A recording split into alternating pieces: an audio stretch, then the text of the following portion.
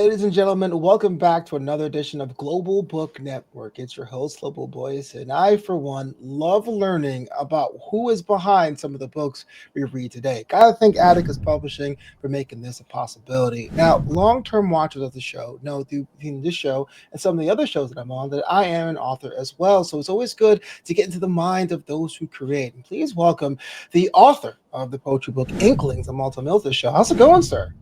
It's going well. Glad to be here and glad to meet you as well in person, Yeah, virtually. virtually in person, that counts. Virtually in person, exactly. Well, let's start with the first things first, the last things first, man. 2025, the world is different. The world is challenging. What Yeah. made you decide to express yourself by poetry?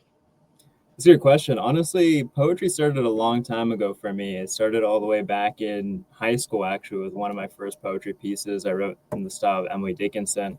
And then in college, my plan was to write, an actual novel. And I realized that I had a lot of messages I wanted to convey, but not a lot of plot, not a lot of filler.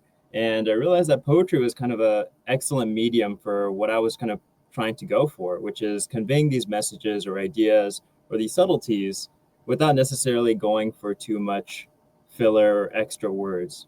So I really enjoyed poetry for that idea, the concision, the ability to get to these nuanced ideas without necessarily being explicit with them. And that allows for interpretation, variability across different experiences.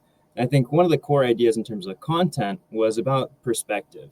I think one thing I go at with Inklings, I think the title itself is an inkling to this, Right. no pun intended, I guess, um, which is around like the inklings that we see around us, these little hints that we see about other people's lives or even our own lives or about society in general. There's many different perspectives we can take here. And I wrote this back in 2020, actually. So right before into going into COVID as well. And a lot of it is determined, or a lot of these poems were built based on some of my daily experiences. It's not necessarily something that I was planning to compile when I was writing the poems initially, but I found that there was a flow between these different daily experiences that I had that kind of created a flow in terms of what other people might also experience and what I'm experiencing. And it was a kind of a ploy to try to see where we can kind of communicate in ways that we may not do in normal conversations. We're so desperate to be understood, sometimes we forget to be understanding. It's a quote that I always coming back to every time and again, because it's a lot of cases where I might be talking like, oh, this is my opinion. And whatever you say, I'm going to try to find that weakness to accelerate my opinion rather than understand your angle, see where we can find a compromise ideally. So that's kind of the long story behind like the start of like the poetry career there. Well, taking a step back, though, I mean, Yeah, everyone can try it and be like, that's not really my thing. But there had yeah. to be a point where you're like, this is actually, this works for me. This is my thing. This is my expression. I mean, was that a trial and error period? Was it just an instantly like bolt of lightning? What was that like? It was definitely a trial and error period, I'd say, but also with poetry, there's a lot of interpretation and subjectivity, right? So I think between my four works, that Inklings was my second work back in 2020. I actually released a recent one, Ephemeral, in 2025, just at the beginning of this year. And you can see very, very large changes between my work. So Parole, like my first book, was very ABCB poetry style, very standard, the most typical. When I was writing it, it felt great because it was very raw, very emotional, talking about some of my experiences more explicitly than subtextually. So it was pretty clear. As I got to Inklings, I think one of my goals there was to develop more of my unique style. So I went more into thinking about how I think about jokes or how I think about, honestly, life in general. And one of the things I like to do personally, as you might have heard from my previous comment, is I like to make puns. I like to find these patterns. I like to find these areas where there's like these double meanings that we can find value in and potentially even laugh at, ideally. Or in a lot of my friends' cases, they like to groan at them too. But, a win is a win. I take it where I get it. But in those cases, right, I think the puns are kind of the subtext here where I'm trying to find ideas in poems that I can convey with these double meanings or these puns that I particularly enjoy. And I think as I moved on with my work, that became more and more apparent. So in terms of your question, to like bolts of lightning versus trial and error, I think it's a mix of both. I think once I leaned more into those puns, more into kind of these double meanings, my poetry created a little bit more life in itself that reflected some of my own styles and my own experiences. And I think that kind of created some of the lightning where a lot of my work now, I can write poems pretty quickly, do like Yeah. impromptu poems sometimes. I like to do that. That's something I really enjoy. And oftentimes my works are compilations of poems I just wrote daily rather than something I was trying to do for a book itself. When you say impromptu, you mean like someone knocks on your door and is like 15 minutes, it has to be about lambs, go? Or are you giving yourself the challenge? Like, what does that mean? A little bit of both. Something I like to do is like on my Instagram sometimes I just be like, hey, give me some random topics and I'll write a poem and I'll publish it on like my Instagram story. It's not like official publishing, but like an informal opportunity here. And it might not be 15 minutes, but usually it's like within an hour or so, or whenever I get to see the prompt, I usually just take that time, write it down, and knock it out. So that's Yeah. something I do really enjoy doing. Mm-hmm. It's surreal. And is it like a thing where you set time a day like, to do that sort of thing? Or is it like when the inspiration strikes, you're like, you know what, I got some time today, give me the prompts. Like, what is the writing style? Definitely both. So typically for Inklings and other books I've written, it has been more of when inspiration strikes. But honestly, inspiration struck almost every day. And I think this is kind of the point behind Inklings, as I was mentioning earlier, is that there's these Inklings around us all the time, like these little hints, these little things that we typically do not notice. And so something I was making a conscious effort to notice, right? Like I see one of my friends is talking about XYZ, and I make sure to focus on that, think about, okay, how does it relate to me? Or I notice a flower when I'm walking home from work. What does that make me feel, or how does that make me think about life in general? Or any other hobbies I do, I try to think about, okay, how does this? What am I actually thinking about this? Or try to dive to a deeper level about my experiences. Or I'm feeling sad right now. Why am I feeling sad? Is it just a bad day? Is it the weather? Is it loneliness? What is it? I'm trying to dive a little bit deeper into that, Yeah. almost using poetry as a sort of a diary, essentially, Yeah. as a way to kind of express my own emotions, even to internalize them better myself. A couple of years ago, I wrote my first poetry collection. It was called By the Ounce, and I had like my whole life to come up with everything. But that Yeah, second book was almost a challenge to itself. Can I create another collection with yeah, less life experience to make that work and still have it have some kind of weight or merit or even yeah, levity? What was yours? It's like you already have four in your bibliography. yeah. More seem to be in the offing. What was that like to say, hey, look, I have time to make this happen, but I have my expectations of what I want to do and how I want to grow as an artist? Yeah, that's a good question. I think I had a similar experience to what you were referring to with your poetry book, which is like my first one. I felt like, oh wow, I addressed a lot of things. I think in my second one, I looked a little bit more technically, as I mentioned, looked to explore my style a little bit more. So as you see in Inklings, there's a lot more focus on nature rather than more of just explicit emotions. And a lot of the emotional subtext is subtext. There Mhm. are inklings, there are these hints in the works rather than necessarily something where I'm saying, oh, like loneliness is bad. Rather than saying that, I'm kind of saying there's like a soul flower in a field of leaves or something like that. Something that's more subtextual. I think it gets at a little bit more of the technical expertise that I was kind of trying to identify within myself and that style that I'm trying to develop. And I think with my newer works, that's also something that I was more emphasizing, which is this unique style, the more technical criteria. Like I added like blackout poetry, for example, create your own stanzas, these own like make your own adventure style books. I even added a little flip book in one of the books, Wow. like a flip book animation just for fun. Like one of the things that I like to consider myself as a jack of all trades. I like to pick up random hobbies. Poetry was one that I stuck with a lot, but the idea was jack of all trades, master of none, still better than master of one. That's like the full saying. People usually stop at master of none, and kind of consider jack of all trades as a negative connotation. But I find a value the different perspectives you get, the more variety of experiences you have, the more ability you have to look at something in a novel way to create something that's unique. Because a lot of cases we think an expert in something is great, and that's great. They know everything there is to know about that field.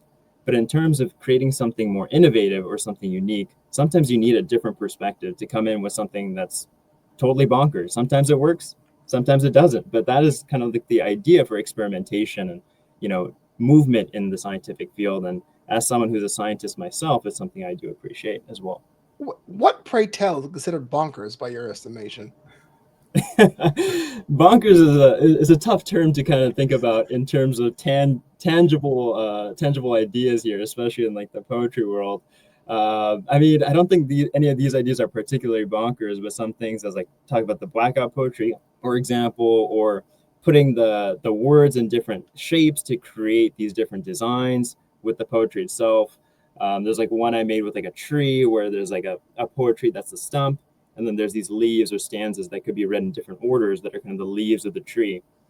And there's different cases like these that probably wouldn't go as far to say bonkers, but I mean, bonkers would consider some of my other hobbies in life, which is like taking apart McDonald's toys and see if I can put them back together. Honestly, most of the time it does not work. So thankfully, I have not evolved to any of my fridges or anything like that, because otherwise I'd be out quite a bit of money and utilities. Do you just roll up to McDonald's with screw sets in your back pocket so whatever happens feel to us? A Swiss knife always works wonders, and then a screwdriver at home, yep, it works well. Wow, I learned a lot today. So you did mention this that you're in the medical profession, and I know there is the metaphor, or maybe there is some scientific merit to left brain, right brain. What's your take on that? Because I've seen or I've sat with people who say, "Look, this is my left brain side. I put that away. I go to my right brain side, my creative side, when I'm creating things." Or there's others who say, "No, they're the same brain. I just put more artistic creativity with my day job and more analytical approach to my creative endeavor." What's been your approach? It seems to be working on two halves of things. Yeah, that's a good question. I definitely think I'm more artistic than not. I think I still use that brain more than the other. Even in my work here, like one of the things I do as an extracurricular is like writing white papers. And something I did is, I could just keep it very objective, very focused, very logical. And I did do that for like, 50% of the paper, but also included these interesting figures, like figures that typically wouldn't be considered scientific figures, but an image of a metal detector detecting like gold versus pyrite versus something else for a metaphor for a medical context of like an assay sensitivity, for example. And I think some of these cases, I think, created a little bit more like trying to find creative outlets essentially to create it more of a layman's perspective, right? There's a lot of times myself, I'm not a doctor, I'm a bioengineer. So there's a lot of cases where there's physician context that might be too complicated for me to understand until I dive into it. And it's something I particularly appreciate is kind of this layman's understanding, being able to distill things into something that someone else can understand. They often say like someone who's an expert on something isn't someone who can explain it to another expert, but someone who can explain it to like a 5-year-old kid. So being able to distill things from the jargon or the very technical language that it's built in into something that other people can understand. And ironically enough, I think that's one of the key themes in Inklings in my book as well, which is being able to understand what other people are thinking about and understand what they're thinking and be able to communicate at a level that both of you guys are trading information rather than speaking over one another on different wavelengths. So I think in that case, it kind of like went around your question a little bit here. So going back to that, I'd say, I think it's definitely a mix. And I think it's a lot about what you kind of look for in yourself. Honestly, there's a little bit of placebo effect. As I mentioned before, like one of my hobbies is I'm a jack of all trades. I like picking up random things. I like doing, art. I like doing science experiments. I like doing both. And honestly, when I did my art in the first place, I was really bad at it. Really bad. Sorry, I didn't mean to laugh. That was a twist. No, that was a swerve. I'm glad you're laughing. Honestly, people need to laugh more about this because there's a lot of people who, try something for like 10 minutes, like, oh, this is not for me. I'm just letting it go. I picked up crocheting because my mom had a bunch of crocheting like materials back at home that she stopped using. I was at college for a summer session. I was like, okay, I need something to do. I'm gonna try to learn a new hobby every week. That was my goal.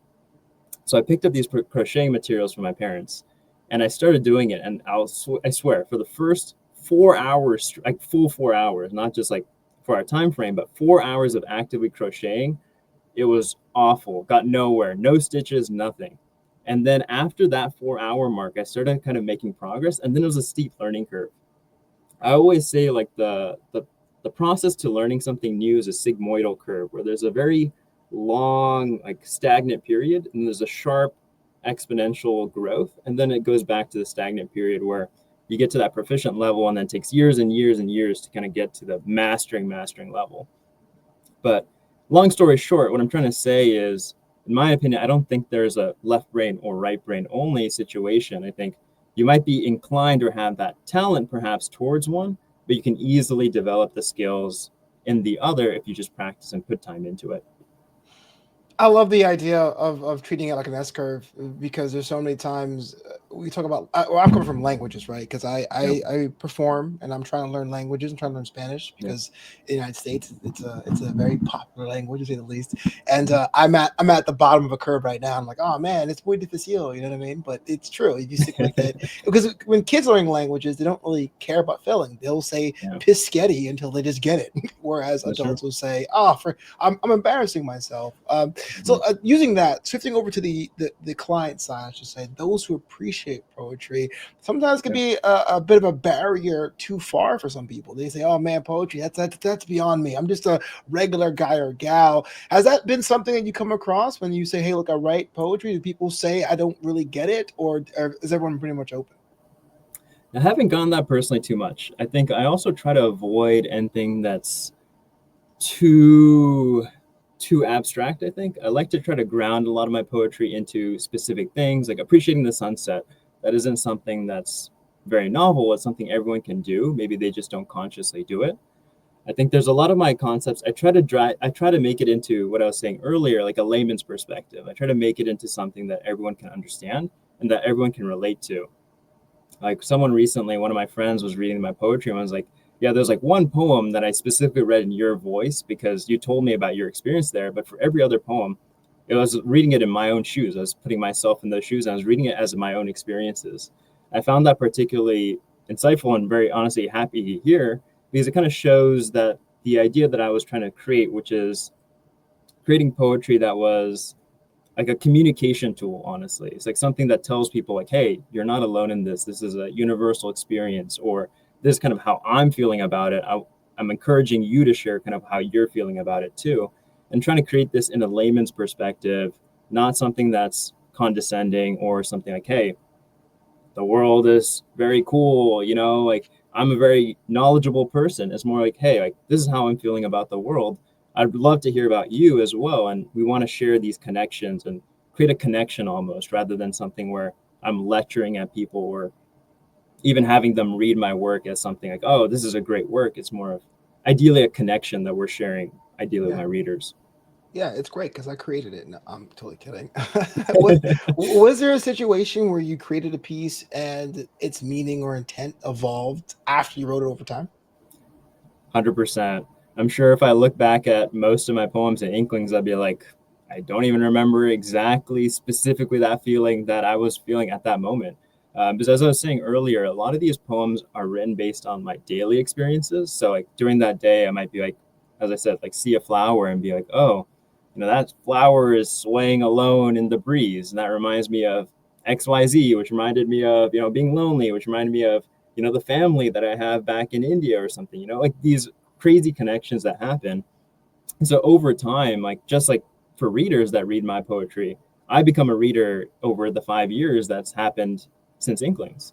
And I think that's particularly interesting to me when I go back and read things. I'm like, oh, wow, I actually felt that way. And I see the evolution over time. And I think writing for me has also been a very not just cathartic experience, but also a learning experience. I've been able to understand my own emotions better, and through that, be more emotionally intelligent and think about how other people may be feeling as well when I'm kind of communicating. I think it's improved my ability to feel not just like I was already empathetic, but being able to understand maybe the intentions behind it and be able to connect different ideas, kind of going back to that pun cases, or being able to kind of find those patterns almost.